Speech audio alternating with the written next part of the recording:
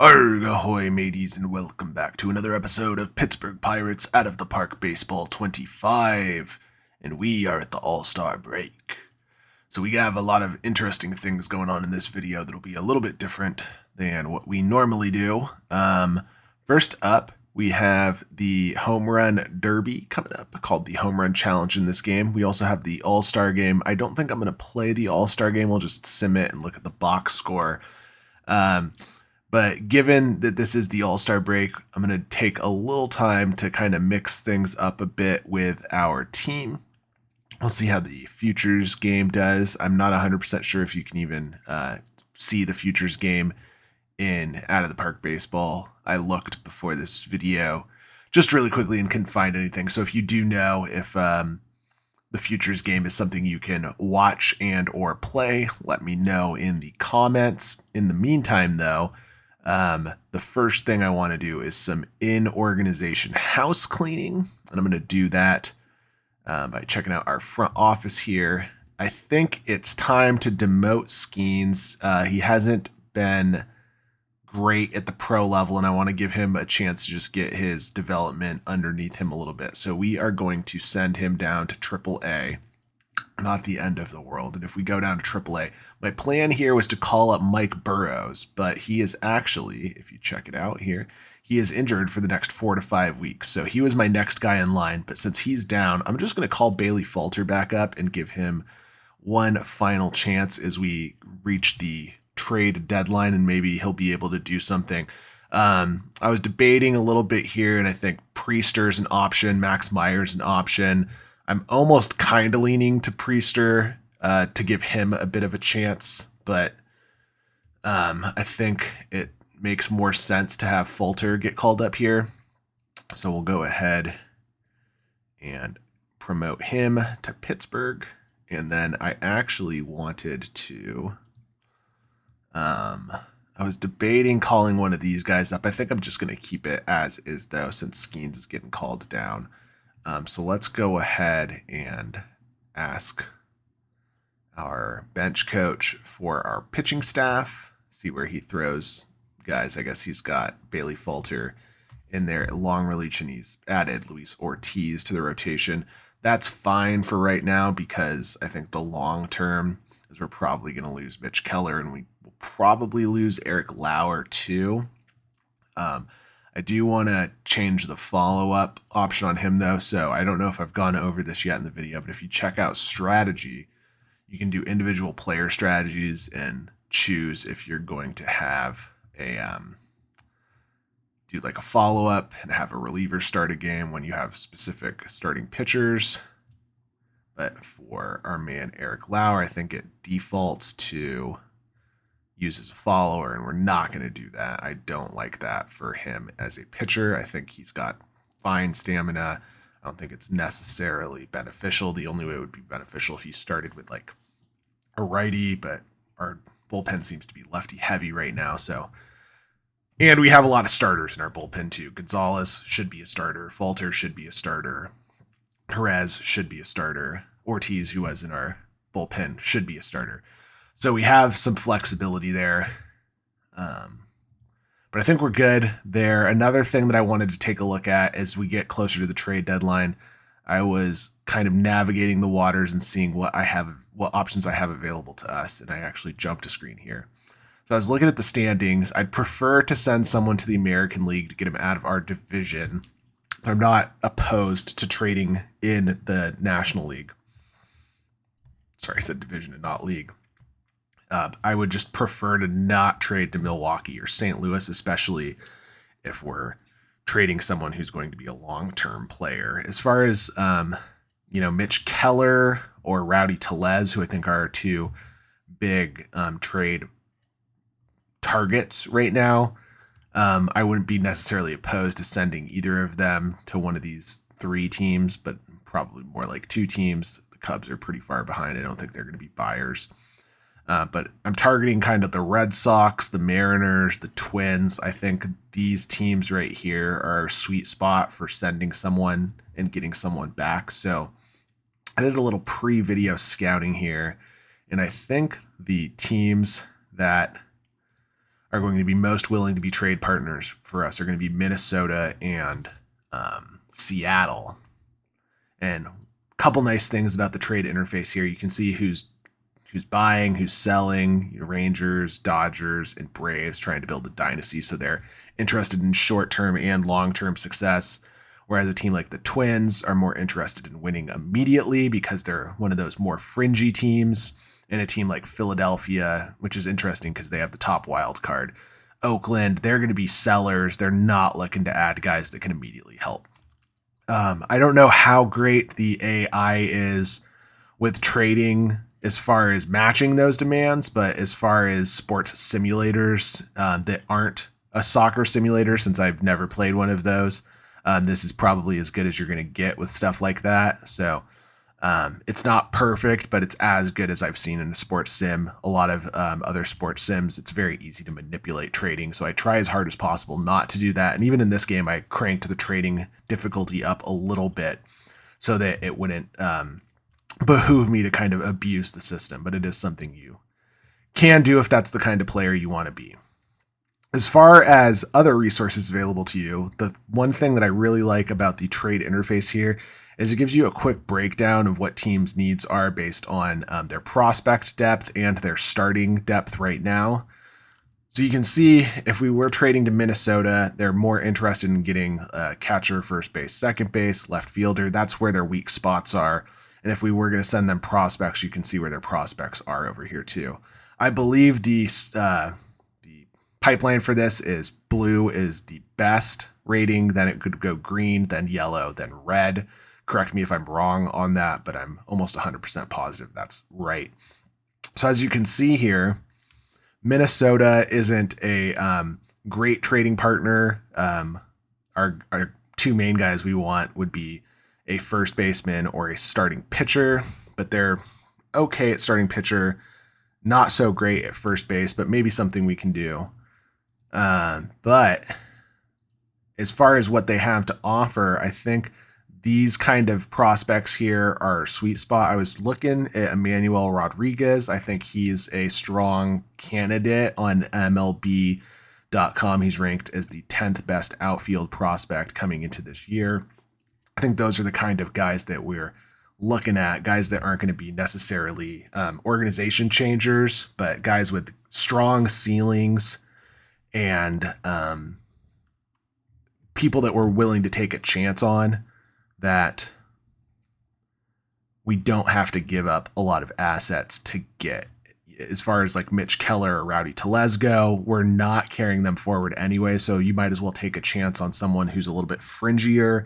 We don't have the resources to acquire any top prospects, and a big reason for that is a lot of our resources are themselves top prospects. So it doesn't really make sense to make a lateral move like that and trade like a Jared Jones or a Paul Skenes for a Jackson Holiday or something like that, right? That's not in our best interest, and it's obviously a little unrealistic too. So I think we want to stay put with that. But Emmanuel Rodriguez is an interesting guy. He's a left-handed hitter. He doesn't have great power or contact, but it's decent if you could pair him to, let's see if Rowdy Tellez is one of our guys that we can look at here. So doing like a side-by-side comparison there. His home run power potential is a little bit lower, but for the most part, he's close to or better in most areas, and you see how good Rowdy Tellez has been for us this year. So it certainly would be a plus acquisition. The only thing he's worse in would be avoid strikeouts, but he's much faster. He's a good outfielder. I think the real world scouting on him says that even if he doesn't pan out as a hitter, he's still going to be a good defensive outfielder. So those are kind of the guys that we're looking for, and he's available to play all three outfield positions. I think long term he'd probably make most sense at right field, or we could plug him in left field and move Brian Reynolds out to right. We have options is the point here. So I think he's a good target to have. Another guy that I was looking at, if you go to Seattle, they're another team that could use a first baseman. Colt Emerson could be another interesting prospect. Again, he's a left-handed hitter. He's plus in a lot of categories, not necessarily minus in anything. except maybe power, but even then, 4 home runs in the minor leagues right now is okay. The batting average is low, and he's got ways to go to get there, but he's a guy who could play second, third, short, or catcher even. Has position versatility, which I like. So someone to stash if we could get away with that. As far as the other teams on the radar, no one else looked really exciting to me. We might be able to get some prospect like bullpen help or something. We might look at some of these Kansas City Royals guys. We could possibly trade Jack Suwinski, which I'm not necessarily in favor of, but he will need some big money soon, and he hasn't really lived up to potential. This could be a landing spot for Mitch Keller. Kansas City. Checking out Toronto. They seem to be pretty okay. No one you'd be able to really offer them. But as far as what we have going for us, if you sort by expiring contracts, these are kind of the guys that don't have much of a future with us. Martin Perez could have some trade value because of the expiring contract. The downside to him is he makes a lot of money, which isn't necessarily worthwhile, but we could just take the hit on his money. If we add him here, there's an option where you can retain part of their salary, and we can retain up to 100% and try and make that work if it's enticing for a team. Our two main guys, though, Aroldis Chapman on this list and Rowdy Tellez, I think are going to net the most positive gain for us. We could even try and trade Ryan Borucki, even though I'd like to keep him in the organization. If we can get something for him, it might be worth it. And then again, Yasmani Grandal is another possibility where, I'm willing to get anything I can for him, especially since he has no future beyond this year as a fill-in for an injured Andy Rodriguez. But if you look at some of our trading partners, the Royals are green in catcher, but I think the Mariners the Mariners are blue. The Twins could possibly use Grandal. I don't think that helps them a lot, but an option. The Blue Jays are blue, so they're fine. They're very deep at catcher. The Yankees could possibly get a catcher. So we have some options there. We'll explore that as we get closer to the trade deadline, which I think is probably about 3 or 4 episodes away right now. But let's go ahead now that we've gone over all of that and get into the home run challenge. And I found out that you can actually play these home run challenges, and we have Rowdy Tellez in the home run challenge. So let's go ahead and play and see if this is interesting at all for you guys. If not, I'll leave a timestamp to skip to the end of this. But it's an interesting little mini game. You could sim, you could just watch, or we could play it if you hit start. And you actually just, when the pitcher pitches it, you click the button and swing away. And you get 4 minutes to hit as many home runs as you can, and we'll see if we can get Rowdy Tellez to beat Giancarlo Stanton here. It's a little finicky. If there's a little stuttering on the video, that's because there's a little stuttering on my gameplay. Sometimes it's hard to judge when the pitch is coming in. And I do have a very good computer, so if you don't have a very good computer, this might be even more difficult for you to play. But this is the mini game. It's not horribly fun, but it's cute, I guess. I'm having a good time playing it so far. I think I experimented with this a little before I started the video, and I think a winning number is somewhere in the high 20s. I got way early on that one. I don't really know how much the timing affects things. I'm sure there is some secret to the madness here, but I'm just kind of swinging when I can. I think my sweet spot here is just slightly late. When I get early, I do stuff like that. If I'm just a smidge late. Oh, that one I was really early on. Oh, that one I was very late on, but I feel like the later I am, sometimes the farther it goes. That one was a monster shot, though. The volume in this minigame, too, is, like, incredibly loud. I don't know if it's as loud in this video as it is for me listening on my headphones, but it's overpowering my voice. So sorry if I'm raising my voice to keep up with it, but looks like we have a nice little home run streak there. That one's going to clear, and that'll make it 5. Could be 6. I think that does have enough, and it does.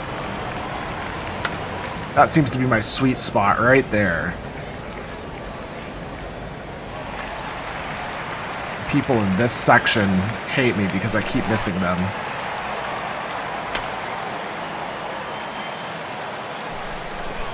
We're doing pretty good. We're at 17, just over halfway through. I'm on a 10 home run streak now. So I think I got my rhythm down, he says as he... Oh, that just cleared. I thought that was going to hit the top of the wall.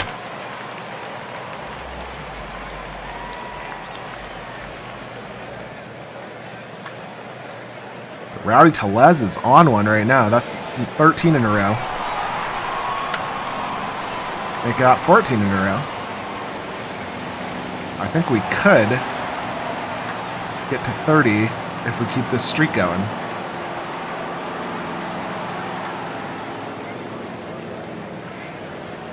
Keep hitting it right in that sweet spot. And that's like theoretically the hardest part in this whole arena to hit a home run, right? It's a high wall and it's the deepest point. But Rowdy Tellez just has an affinity there. Oh, there goes the streak. I was so close to 20 in a row.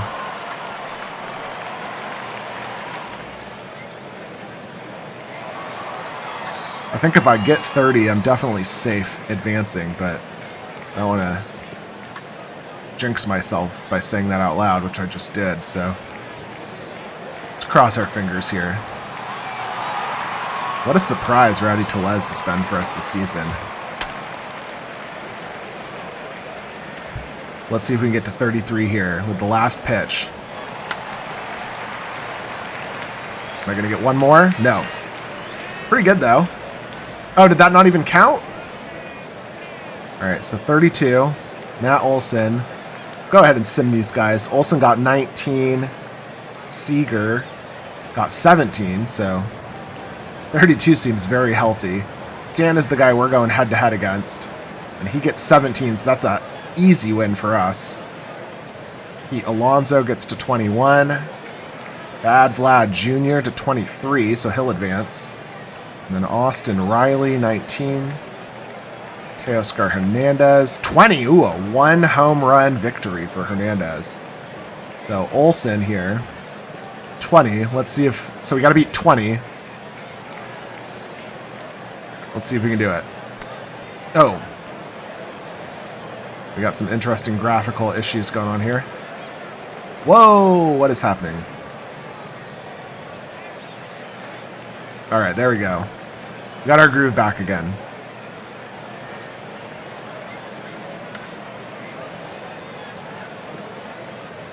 Be a big victory for us if Rowdy Tellez can come away with this. Seems doable. The nice thing going against Olson is you know exactly how many you need to advance, so. Going first is always a little bit more nerve-wracking. That's a monster shot. That might be over 500. Or 63.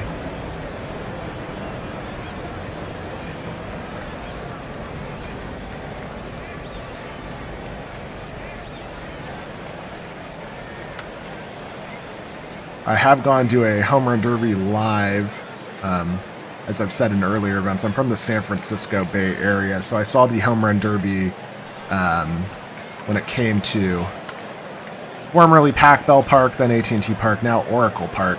And I saw the most mammoth home run I've ever seen in my entire life there, hit by Vladimir Guerrero. Quite something. It almost hit the mitt out there in left center.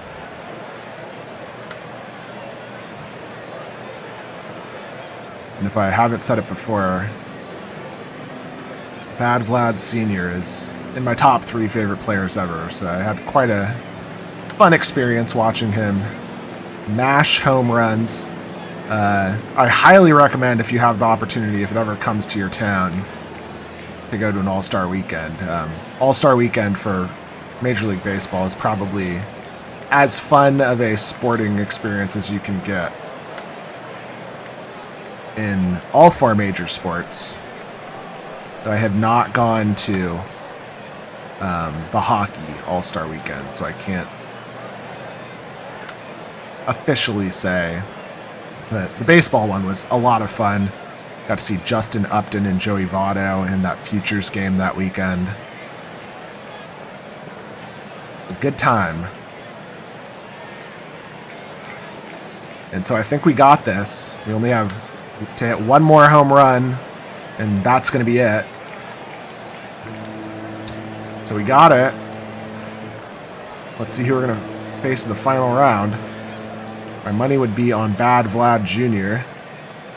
And it will be. So Rowdy Tellez versus Vlad Jr. I think two Blue Jays, right? Tellez was a former Blue Jay. Vlad a current Blue Jay. Correct me if I'm wrong on that one.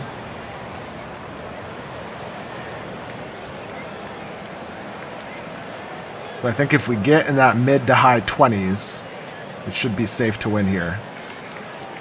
But we're hitting grounders right now. That's no good. Finally getting back on streak.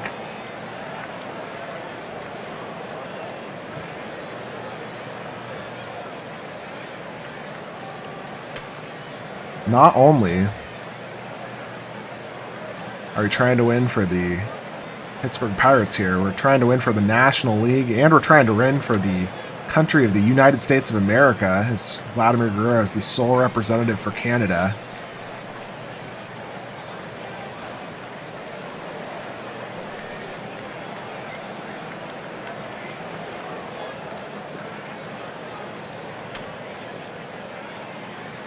I don't think I'm quite having the same success I did in the first or second round.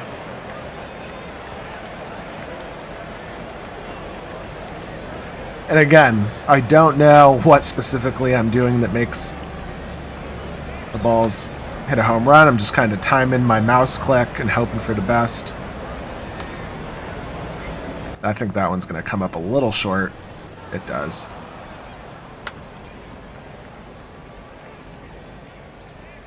All right. So we're on pace for about 25. I feel like I'm getting progressively worse. It's like when I go bowling. Start hot and then get bad.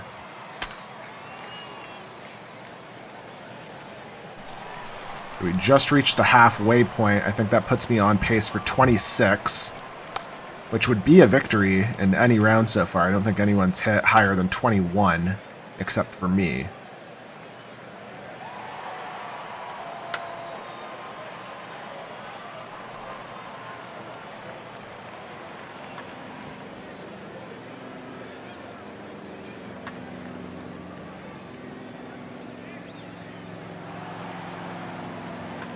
Chopping him out there into center. One's going to fall short. Uh-oh. There we go. Getting back at it. That's a good one. I love the bat sounds in this game. It's really satisfying when you get just a solid barrel hit.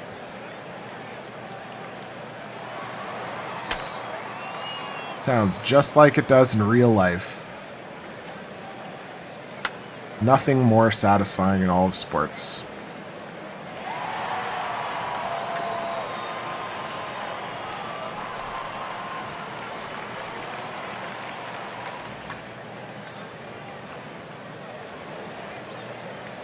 All right, so I think we got this one in the bag.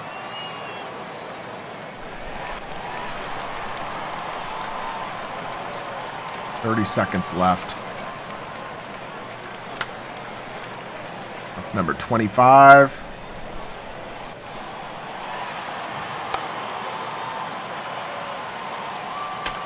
There's 26.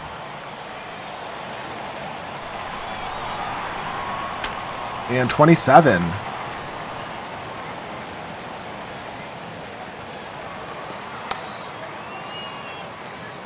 One more pitch. Nope. All right, so 27 home runs for Rowdy Tellez. And Vlad Guerrero, we'll just go ahead and sim. And I won. Rowdy Tellez picks up the Home Run Derby Championship, which means he's destined to have a terrible second half of the season. Excellent.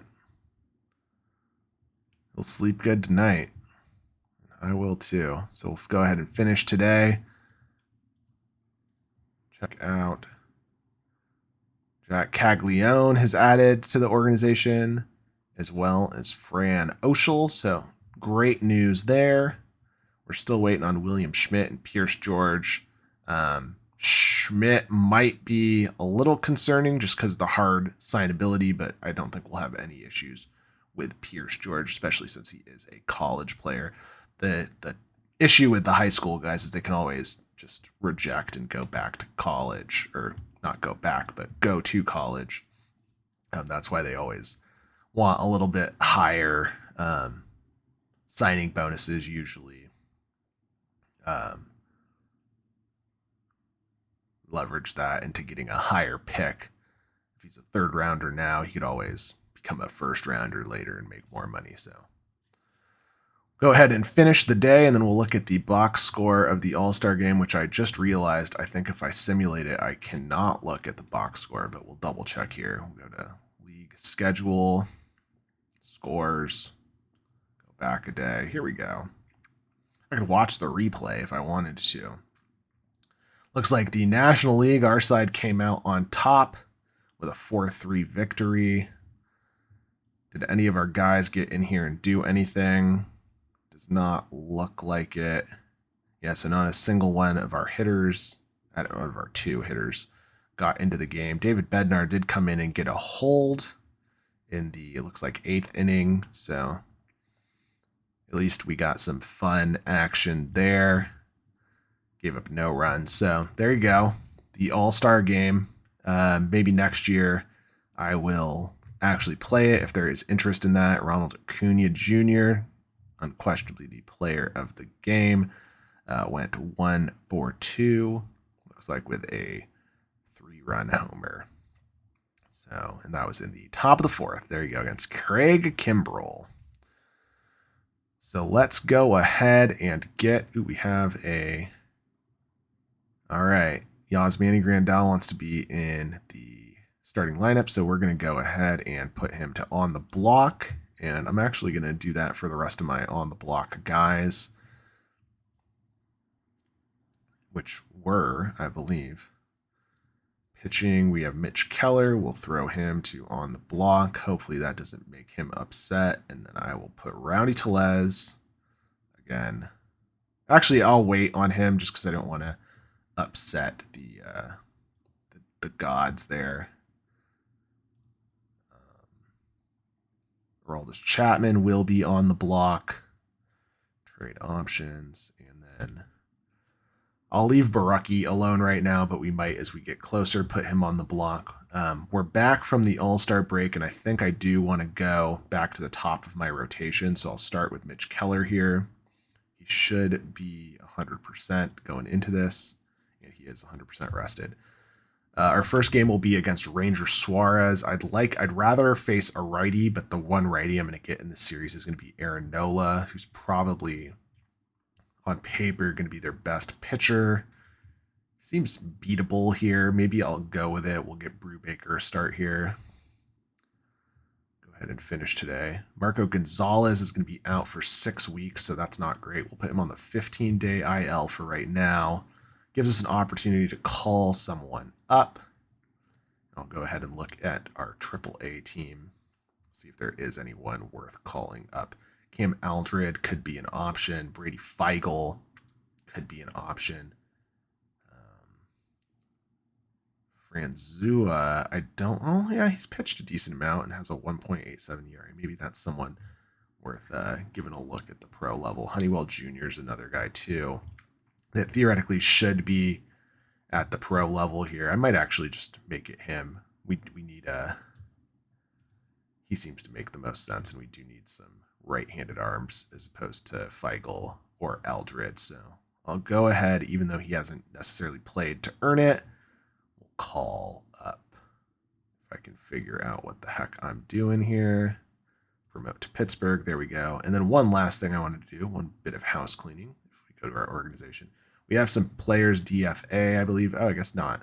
I thought our signed guys were going to be DFA eligible, but maybe not. Interesting. Either way, maybe they automatically got assigned. Go ahead and get to Gonzalez. All right, so Juan Zambrano has been found on an international scouting trip. Doesn't matter to me. And then one last thing I wanted to do. Between videos, I was looking at some of our splits for our lineups. And if you go here, you can split by where they've hit the order. And I decided to make some tweaks to my lineup based on that. So I'm actually going to move, even though Brian Hayes has been on a big cold streak, I'm going to move him into the second spot. He seems to have the most success there. And then I believe, let me see, the split for who hit seventh. That was the one I was the most confused about. Looks like Nick Gordon is winning that race. So this seems to be our most effective lineup if possible. Unfortunately, Henry Davis has been on a pretty deep cold streaks. I hate to see that, but we'll see if we can get him out of it. And I will switch this also for our versus left-handed pitching. I'm just going to keep the same lineup for both, with the exception being, I think, we have Edwards in place of Nick Gordon here at second base. And really fast before we jump back into it, I want to see how far away Nick Gonzalez is from coming back. Looks like 2 weeks. So still a bit of time, but that would be a boost for us with him coming back. Just some more positional eligibility for certain guys. But let's go ahead. We're going to get into this first Phillies game, but we're going to simulate a couple. Phillies, I think, are at the top of the wild card here. So on paper, we should be the team at the disadvantage here. If you look, interesting. So we won game 2 in extras. Game 1 was Keller getting beat up against Aaron Nola. So they did reset their batting lineup. So that might have been the game we wanted to play. Looks like we had a decent day hitting, but just our pitching got completely obliterated. And by pitching, I mean just Mitch Keller. So hate to see that. And then we did win game number 2. Look at that graph. That is a crazy looking graph. It looks like we were in the lead and then blew it.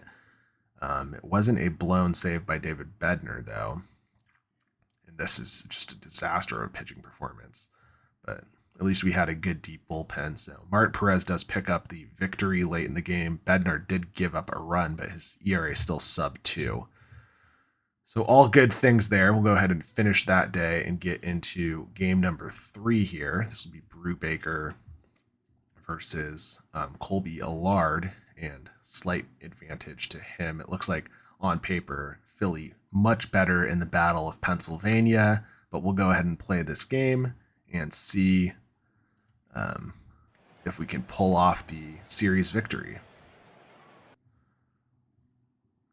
All right, so a afternoon game here at PNC Park, 1:35 in the afternoon. First pitch, and that is a strikeout to Trey Turner.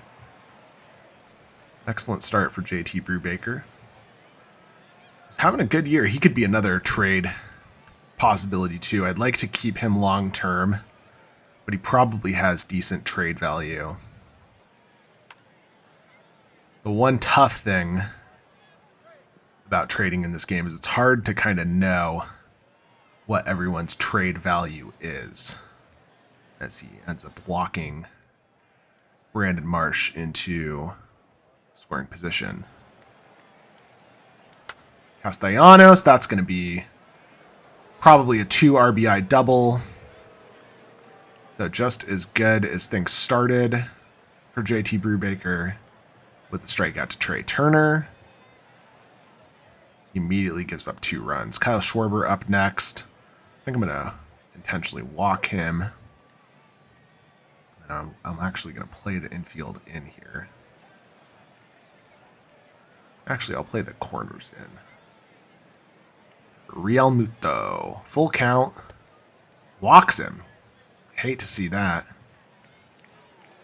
So this could be our third straight terrible pitching performance for our starter. I don't think either guy made it past 3 in our 2 simmed games. Brubaker might be the third victim here. Strikes out the side, so gives up 2 runs, 2 walks, 2 hits, but does strike out the side. Here come the Buccos. O'Neill Cruz to start things off. Nice little Texas leaguer to get onto first. Like to see that. Let's see how Keep Brian Hayes does. Makes contact. Whoa!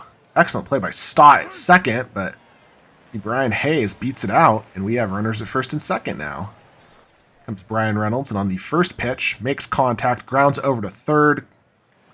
Looks like they'll get the lead runner, not the lead runner, the runner at second. O'Neill Cruz makes it into scoring position. Comes Henry Davis in the 5 spot. And hopefully this is not a double play. Ooh, it looks like an error up at short for Trey Turner. So, an unearned run there. We have 2 guys on, and Eddie Olivares makes contact. That could bring in both of them. Should be a 2 RBI double. Let's see if Davis goes. He's got plus speed for a catcher, and he does score. So we take the lead off that huge Trey Turner error. It is now 3-2. Jack Suwinski up. Wild pitch will advance Olivares over to third. And Suwinski, don't think that's going to be far enough to sack him in. And it will not. So wasted at bat there. Leaves Olivares over at third. Let's see if Kutch comes clutch. And he does. RBI single. They put up 2. We put up 4.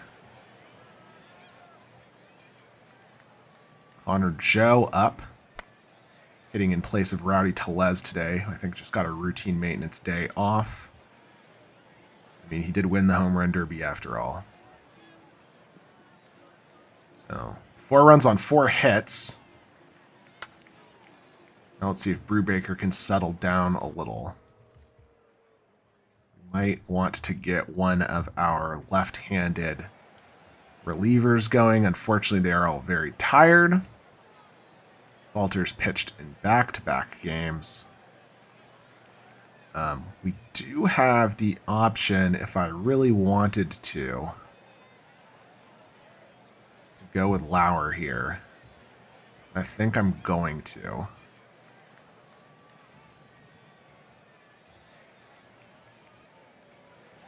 Let's see if it gets really bad. Reynolds should be able to get under that. Easy pop-up out into left for out number 1. Brandon Marsh started things going in the first. Christian Potch, the stolen base there. Let's see if he gets another strikeout. Does. And Bryce Harper makes contact, but should be out number 3. Brubaker puts him away, and it is. So, good recovery. Keep the lead. Here comes Nick Gordon to lead things off, and he strikes out. O'Neill Cruz started us off with that little bloop single in the first, but a fly out to center in the second. And Key Brian Hayes, infield single in the first inning. Really sparked the rally there. This time he flies out to Stott at second. And both teams put nothing up in the second inning. Here's where things get dicey. So a grounder just past O'Neill Cruz to start off the third on the full count. Here comes Kyle Schwarber. And another just soft grounder right up the middle. Man. Castellanos makes it all the way to third on that. Real Muto up next. Makes contact. Should be an out. And I think Olivares should have enough arm to get him to not be able to tag up there. Stott is up next with Sosa and Potch on deck. I think I'll go ahead and pitch to him. We'll play infield in. Strikes him out, so got that going. And here comes Sosa. And strikes him out. So Brubaker throwing fire today. That's 7 strikeouts through 3 innings. Go ahead and sit Lauer for now. That is the farthest a starter has made it in this series for the Pittsburgh Pirates. 3 full innings. All right, Brian Reynolds makes it to first. Another infield single for us. Go ahead and try and steal here. Ballard on his toes. Throws him. It's going to be close, and he's in there, so shocking. And Henry Davis makes contact, pops it out into foul territory. That took a crazy swing. Like something on the PGA Tour there. Full count coming into Olivares, who had the big 2 RBI double in the first inning. Walks here. Suwinski up next. And strikes out. He's having a tough season. And McCutcheon strikes out as well, so Allard gets out of the jam. Still 4-2. Brew 3. All right, JT Brubaker to start things off and gets another strikeout. That is strikeout number 7 officially. So he only had 6 going into that inning. I was wrong. And Trey Turner finally getting on base. 1 out single. This is where the lineup has really hurt me. Marsh through Schwarber has been deadly. This time, Marsh just flies out to Henry Davis. Straight up. And here comes Bryce Harper. Full count. Makes contact. O'Neal Cruz should be able to get him, and he does. So Brubaker finally makes it through the middle of the lineup unscathed. And it is still Pirates lead. All right, Connor Joe gets a single to start things off in the bottom of the 4th. Nick Gordon up next. Should be an out, and it will be out into center field. Play by Patch. O'Neal Cruz up next. Makes contact. Could be a double play. It will not be. They'll just get the lead runner. Might want to send O'Neal Cruz here. Just to manufacture a run. And he's sliding in there, and he is safe. So the second successful stolen base of the game.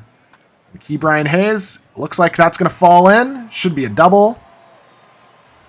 Trusting my gut with moving him back up to the front of the lineup. He's having the best game he's had in a while. Runs scored in the first, now an RBI in the 4th.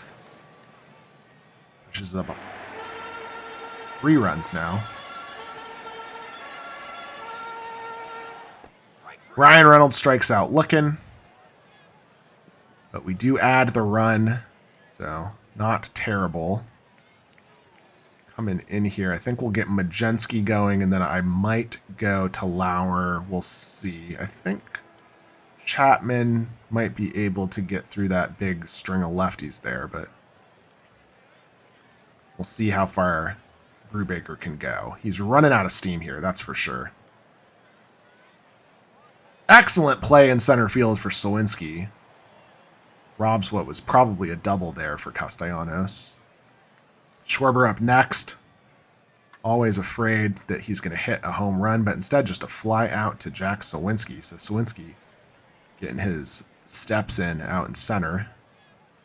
And Real Muto striking out. So an excellent 5-inning performance for JT Brubaker so far. We'll go ahead and sit Majensky. Henry Davis to start off the bottom of the 5th. New pitcher coming in. Another one of those crazy PGA Tour slices there. That is the first out of the game for Bass. Or wait, no, sorry, that was in foul territory. My apologies. Looked like it was a catch, but I guess it was into the stands. Grounds out anyway, it's the same net result. Just adds more pitches for Bass. Olivares here, grounding out. Second out of the inning.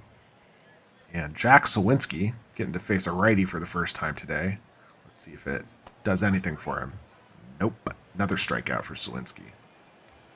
Be really interested to see what his strikeouts per game looks like. All right, so I think I'll try we'll do the first pitcher here, and if it goes, sorry, first batter here, which is Stott. If it goes poorly, we'll put in Majinski. He's right around 100 pitches. Probably running out of steam. Brian Hayes. Oh, and that's an error.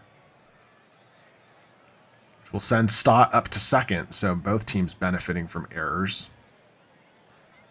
Looks like that'll be an error for Brian Hayes, so probably not going to win the Gold Glove this season. And do a mound visit. Yeah, so Brubaker says he's done, so we'll trust him. Go with Majinski. Carmen Majinski. Averaging 1 strikeout per inning. It's a fly out to start his day. There's contact. Should be an RBI single. We'll see if he's got the wheels to go home. He does not. So men at the corners now. I will play the infield. Sorry, not infield in. Corners in. Trey Turner. And it looks like we have a stolen base. Should have been paying more attention.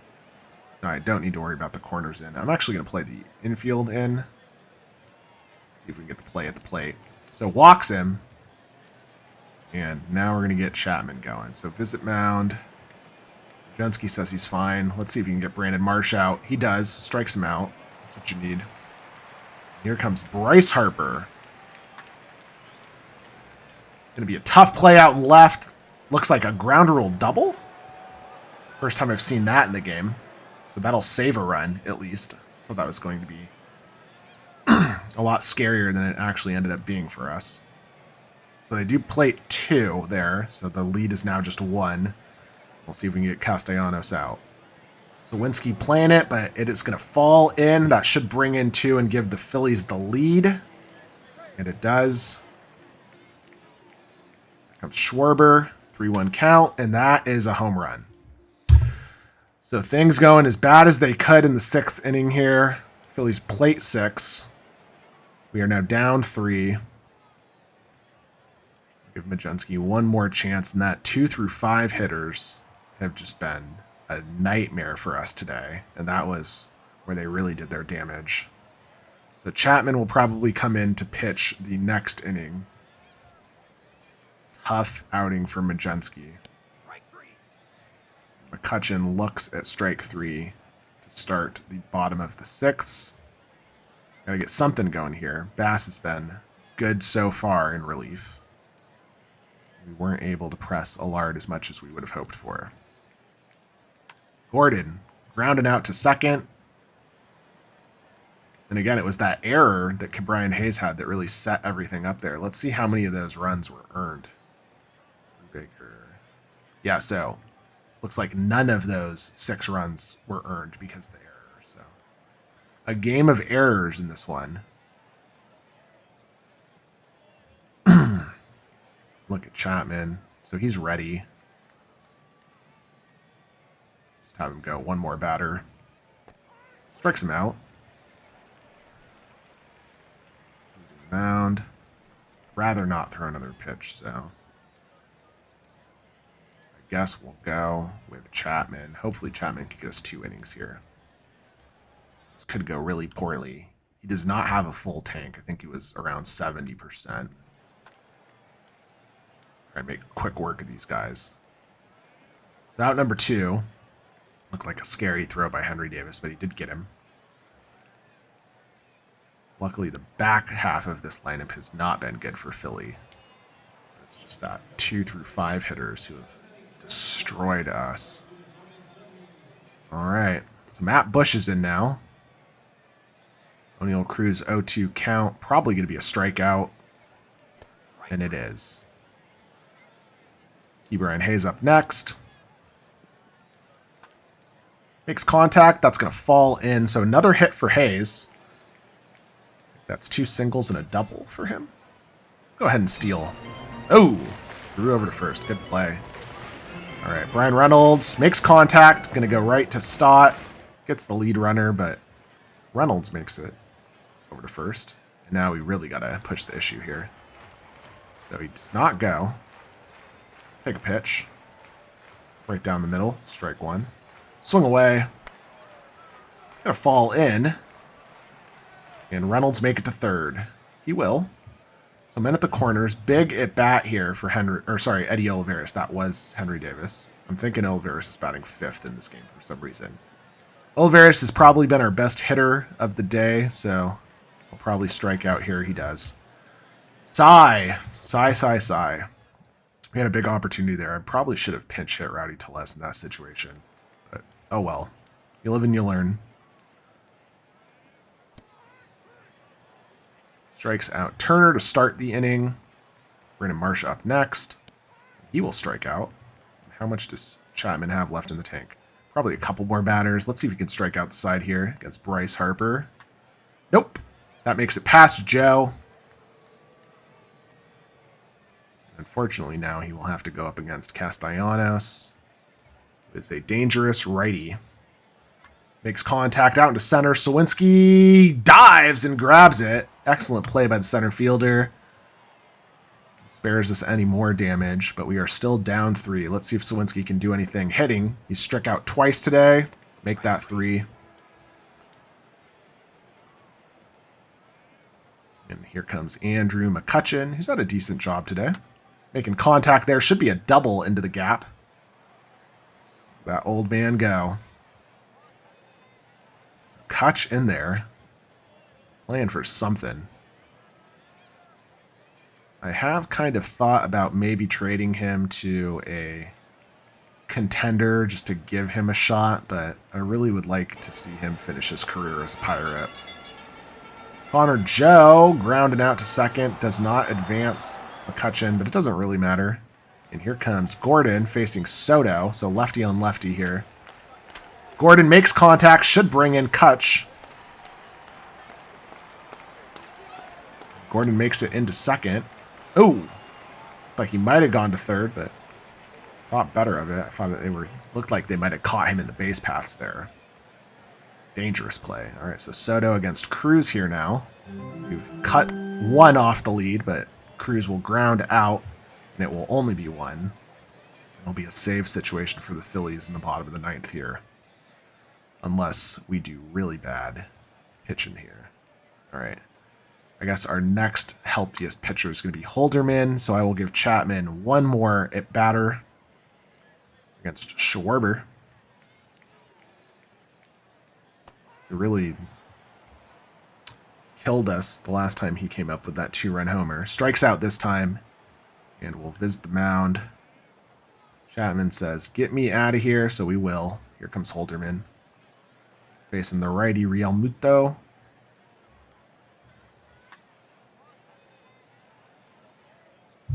Reynolds gets under it. Out number 2. And Bryson Stott up next. Looks like that'll fall in. Sosa. Oof. Close play over at first. And Holderman strikes him out. All right, so we need 2 here in the 9th at least to keep the game alive. Orion Kirkering has come in. Is he their regular closer? He is not their regular closer. He does not have a very good ERA this year either. In 40 innings pitched, he's got a 4.95 ERA with just 1 save. So let's see if we can get something going here with Key Brian Hayes to lead things off.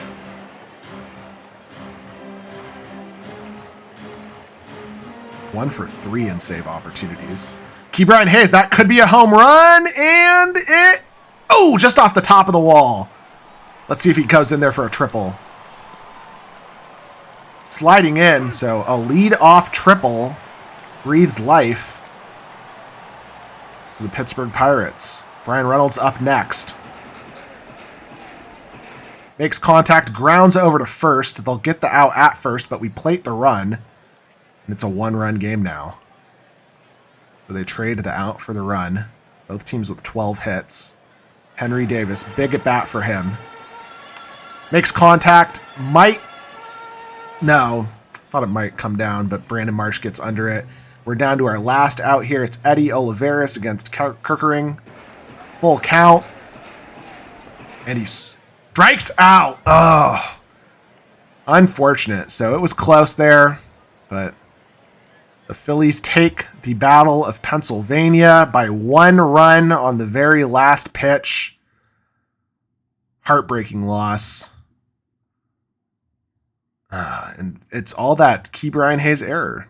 Gave up 6 runs because of that error. Absolutely terrible. But Brubaker was great. 8 strikeouts through 5. Just that error made things more than he could bear. Castellanos, the player of the game, easily for his first and 6th inning heroics. I think he had 4 RBIs. Yeah, looking at that box score, 4 RBIs there. I like to see this, though. RBIs coming from multiple people. Everyone in the lineup got a hit except Jack Suwinski, and I am interested just to see strikeouts. 172 in... Oh, that was last year. My apologies. Strikeouts here, 68 in 46 games started. So I think if we do that as a percentage... Let me see here. Last year he had 128 games started. So that was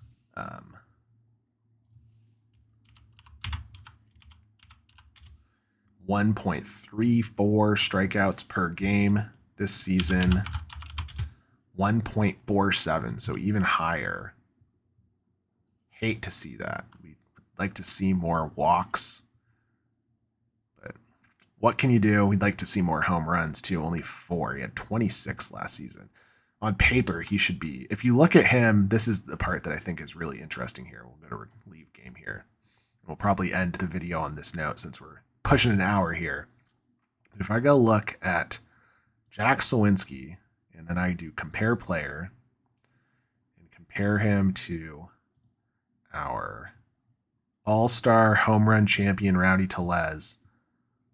Home run power is the same. Eye is better.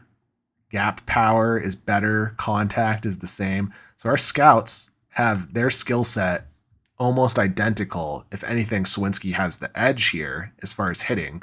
The only thing is the avoid Ks, which I'm fine with if he was hitting, but he's not. His batting average, if we look at the stats here, batting stats, I think his batting average is in the 1s, right? Yeah, he's on I-84 here. The on-base percentage is dire and only 4 home runs. Look at this. The slugging percentage, 313. This is not acceptable baseball. Jack Suwinski has been by far our worst player this season, and I don't even think it's close if we look through. And it was tough because before the injury and right when he came back from the injury, he was actually one of our best players, and he had a nice hot streak there, but he's just been an absolute albatross for us this season. So the worse he gets, the more prone I am to want to trade him, but I also want to build my team around him because I think he's a really exciting player. He's kind of the perfect 21st century 3 true outcomes guy. And unfortunately, right now, he's just a 1 true outcome guy, and that's strikeout. So as you can see, he did not do us any favors in that game. Looks like Rosny Contreras is on the short-term IL here with a 4-day day-to-day from his performance. Maybe that's why he got pulled so quickly. Anyway, as I said, we're pushing an hour, so I'm going to end it here. Happy Memorial Day if you're watching this on the day it came out. Hopefully you had fun watching the Home Run Derby. In our next episode, we will have games against St. Louis and Arizona as we get right up to that trade deadline. And then after that, we will do a series against Houston. And then I will probably have an entire episode dedicated to navigating the trade deadline. And I think we're going to try and make most of our trades in that episode. So as always, thanks for watching and go Bucks.